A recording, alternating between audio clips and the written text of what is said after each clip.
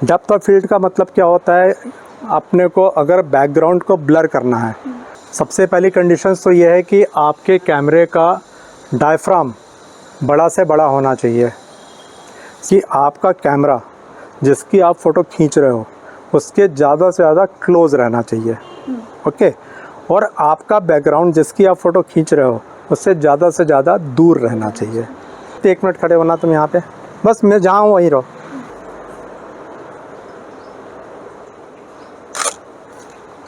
इस फ़ोटो में अगर आप देखोगे तो आप भी क्लियर दिख रहे हो, ये भी बिल्कुल क्लियर दिख रहा है ना।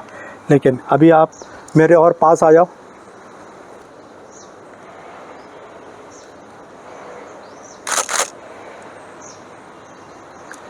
इस वाले फ़ोटो में देखो गार्डन भी वही है, सब कुछ वही है। हाँ। पीछे के प्लांट्स पूरे गायब हो गए, ब्लर हो गए। तो जब बैकग्राउंड ब्लर हो जाता है तो चेहरा और ज़्यादा प्रोमिनेंट हो जाता है, है ना। वही आप जब आप पेड़ों के बीच में खड़े थे तो आप और पेड़ आपस में मिक्स हो रहे थे, है ना। तो जब भी किसी इंडिविजुअल की हमें पोर्ट्रेट लेनी हो तो बैकग्राउंड को जितना ब्लर कर दोगे उतना ज़्यादा अच्छा आएगा। ठीक है। अब इसमें एक चीज़ मैं और बताता हूँ आपको कि नॉर्मली जितना बड़ा डायफ्राम होगा उतना ज़्यादा पिक्चर ब्लर होगी। सपोज़ यही वाली फ़ोटो जो मैंने खींची अभी, ये मैंने 1.8 डायफ्राम पे खींची है। ठीक है। अब इसको मैं कर देता हूँ, बढ़ा देता हूँ। ठीक है। अब आप खड़े हो, यहीं खड़े रहो जहाँ आप थे।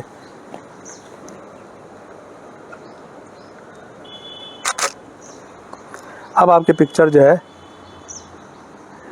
बैकग्राउंड ब्लर नहीं होगा। हाँ। डायफ्राम छोटा है इसमें। ओके। ठीक है ना। हाँ। छोटे डायफ्राम पे कभी भी बैकग्राउंड ब्लर नहीं होगा।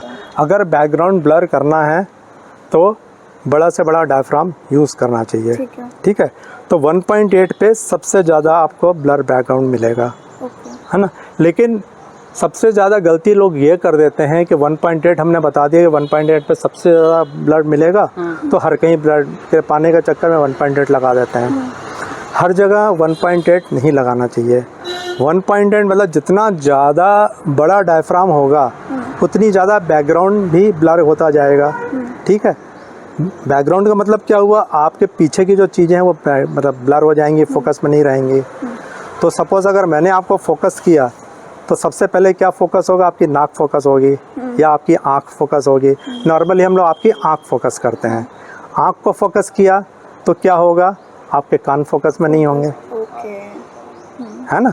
तो 1.8 तक में ये ध्यान रखना चाहिए कि मैं क्या क्या लेने जा रहा हूँ। बाई चांस बहुत होता है कि किसी लेडी ने, किसी माँ ने, किसी फादर ने अपने बच्चे को गोद में लिया हुआ है, तो दोनों एक प्लेन में तो नहीं होंगे ना।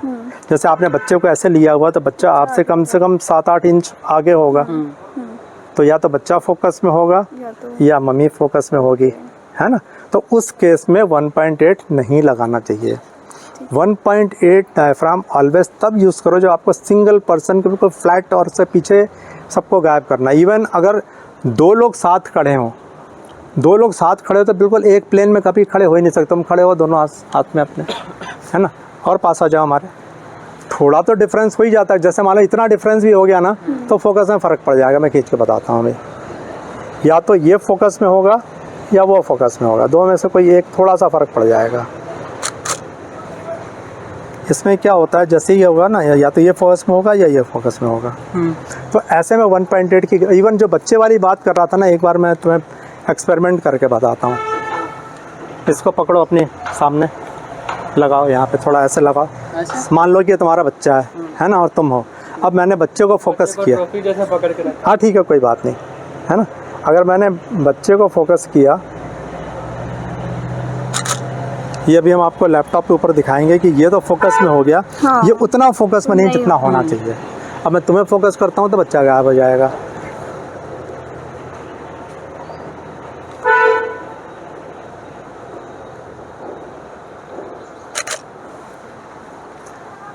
ये अगर फोकस में रहेगा तो ये हल्का सा आउट ऑफ फोकस हो जाएगा। तो ऐसे केसेस में जहाँ आपको बच्चों का या किसी का ऐसा पोर्ट्रेट लेना हो, आपका मतलब क्या, आपका इसको बैकग्राउंड को ब्लर करना है ना, ठीक है, आप 3.5 डाल दो, 2.8 डाल दो तो भी ब्लर हो जाएगा। मैं करके दिखाता हूँ आपको। जैसे अभी मैंने इसमें 4.5 लगाया डायफ्राम, है ना। आ जाओ पास, आ जाओ हमारे। 4.5 में भी बैकग्राउंड ब्लर होता है, ऐसा नहीं है कि ब्लर नहीं होगा, 4.5 में भी हो जाता है।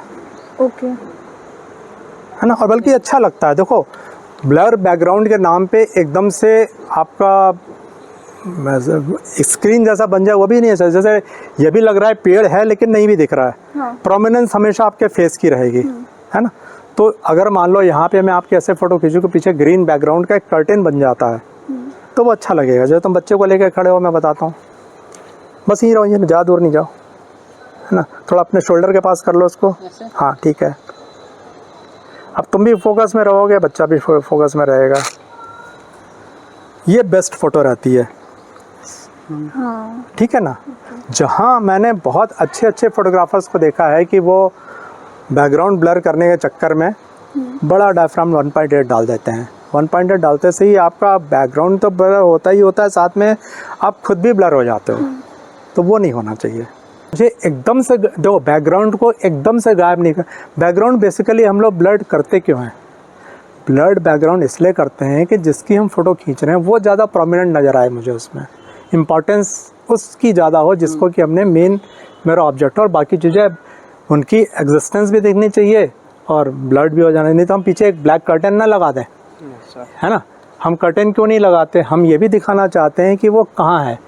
जैसे कि मान लो कोई नेता स्टेज पे भाषण दे रहा है, तो हम पीछे ये भी दिखाना चाहते हैं कि बहुत सारे लोगों की भीड़ है। हम साथ में उसको दिखाना भी नहीं चाहते, हम सिर्फ नेताजी को ही फोकस करना चाहते हैं। तो हम ऐसा लेंस लगाते हैं कि लोगों की एग्जिस्टेंस समझ में तो आए लेकिन वो दिखाई ना दे। समझ में आए कि हज़ारों की भीड़ है सामने, है ना।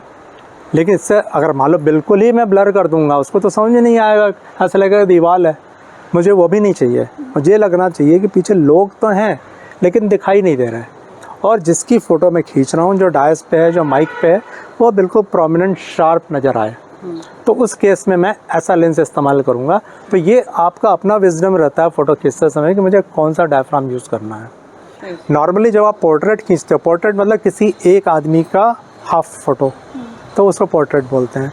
उस केस में बैकग्राउंड को जितना आप ब्लर कर दोगे, चेहरा सामने वाले को उतना ज़्यादा प्रोमिनेंट नज़र आएगा। तो उस केस में हमेशा बड़े से बड़ा डायफ्राम यूज़ करना चाहिए। लेकिन अगर जैसे आप कहीं घूमने गए हो, मान लो आप इस किसी बैकग्राउंड में आपके ताजमहल है या कोई अच्छी सी जगह है, तो वहाँ तो ब्लड बैकग्राउंड करने का कोई मतलब ही नहीं है ना। वहाँ तो पीछे तक की पिक्चर जितनी क्लियर आए उतनी अच्छी है। तो ये याद रखना, ब्लड करने के लिए हम बड़ा से बड़ा डायफ्राम खोलते हैं और लैंडस्केपिंग के लिए हम छोटा से छोटा डायफ्राम यूज़ करते हैं, है ना। अभी जैसे मान लो आप 5 लोग खड़े हो जाओ यहाँ पे, 4 लोग, जितने भी हो, है ना। अब मुझे फ़ोटो खींचनी है, साथ में मुझे ये भी फील होना चाहिए कि आप मेरे गार्डन में खड़े हो, गार्डन पीछे इतने अच्छे अच्छे प्लांट्स हैं, सब आना चाहिए। तो उस केस में मैं जितना छोटा से छोटा डायफ्राम होगा वो मैं यूज़ करूँगा, ठीक है। तो इसमें मैंने 11 डायफ्राम यूज़ किया।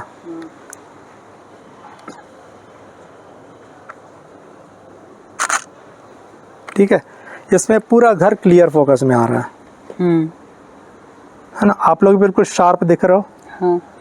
ठीक है, हर कोई शार्प है एकदम, पीछे का बैकग्राउंड भी उतना ही शार्प है, ठीक है ना। तो ये अपनी यूसेज के हिसाब से अपने को डिसाइड करना रहता है मुझे कौन सा डायफ्राम यूज़ करना है। क्लियर? बड़ा डायफ्राम तब जब मुझे बैकग्राउंड ब्लर करना है, छोटा डायफ्राम तब जब मुझे बैकग्राउंड दूर तक की चीज़ें बिल्कुल क्लियर लेनी है। और जितने मॉन्यूमेंट्स वगैरह होते हैं उसमें आप जितने छोटे से छोटे डायफ्राम पे खींचोगे उतना ज़्यादा उसकी पिक्चर शार्प आएंगी। ये क्लियर हो गया?